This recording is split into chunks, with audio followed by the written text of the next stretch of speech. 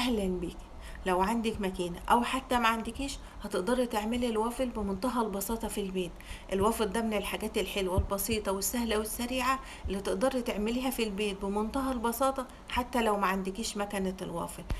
كمان هديك البديل الاقتصادي اللي تقدري تستخدميه وسعره رخيص ومتوفر في كل مكان. يلا بينا بقى علشان اقولكوا على المقادير وطريقة التحضير. في بولة كده حطيت بيضتين بدرجة حرارة الغرفة ومعلقتين كبار من السكر. كمان هنحتاج لنص كوباية من الزيت النباتي.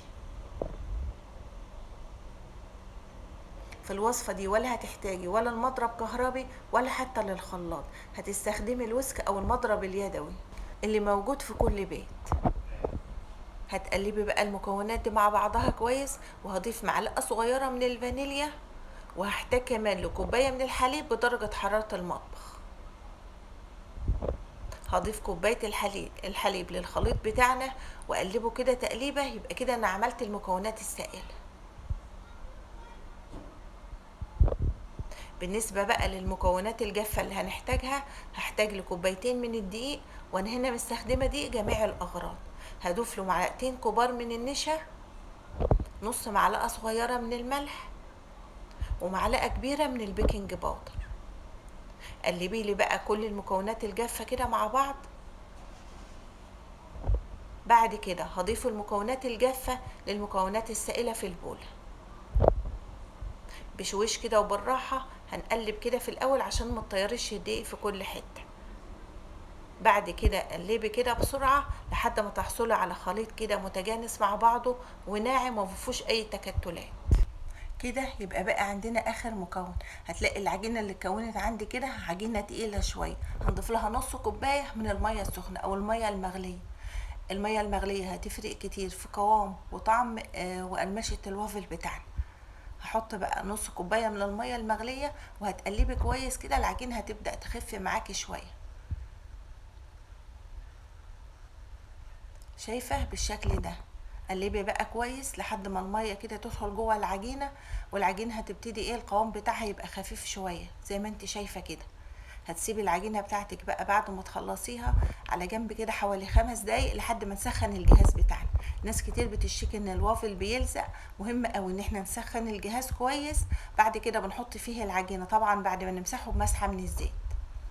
شايفة انا هنا بوريك القوام المطلوب. سخنت الجهاز بتاعي كويس، هجيب مسحة من الزيت وبالفرشة كده همسحه من فوق ومن تحت. بعد كده هتحط الخليط بتاعك في اي كوباية او في اي حاجة كده تقدري تصب الخليط في الجهاز كده بسهولة.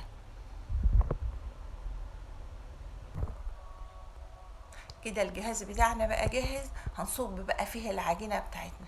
حاولي بقى تملي كل الفراغات دي بالعجينة، ما تسيبيش ولا جزء من الفراغات دي الا لما يكون متغطي بالعجينة بتاعتنا، عشان الوافل يطلع مرتفع كده ويعني تخين شويه ما يطلعش رقيق.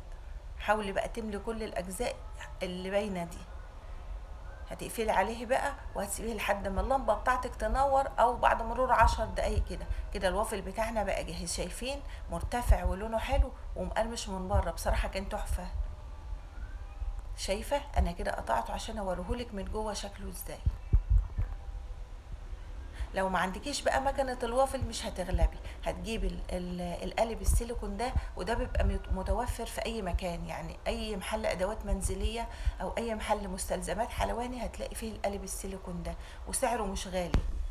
بعد كده هنحط القالب السيليكون ده على صينية وهتدخليه الفرن اللي احنا مسخنينه على درجة حرارة 180. تقعديه في الفرن بقى لحد ما ياخد اللون ده. طبعا هيكون مولعين الفرن من تحت بس. نيجي بقى لمرحلة التزيين. تقدري تزيني بقى بالطريقة اللي تعجبك والطريقة اللي تريحك. انا هنا بديكي بعض افكار بسيطة كده للتزيين. قطعت كل واحدة كده المثلثين. هتزيني بقى بنوتيلا بيضة، نوتيلا بني، صوص كراميل، صوص شوكولاتة، عند صوص بيستاشيو. تقدري مفيش اي حاجة من دي متوفرة عندك تقدري كمان ترش عليه كده رشة من السكر البودر. هنا بديكي فكرة تانية للتزيين. حطيت كل مثلثين كده وزينتهم مع بعض بصوص مختلف. ممكن تقدمي كمان معاه فراولة، كيوي، موز، الفاكهة اللي انت بتحبيها. وبس كده. كده خلصنا الوصفة بتاعتنا. اتمنى الوصفة تكون عجبتكم واتمنى تجربوها. اشوفكم في فيديو جديد، مع السلامة.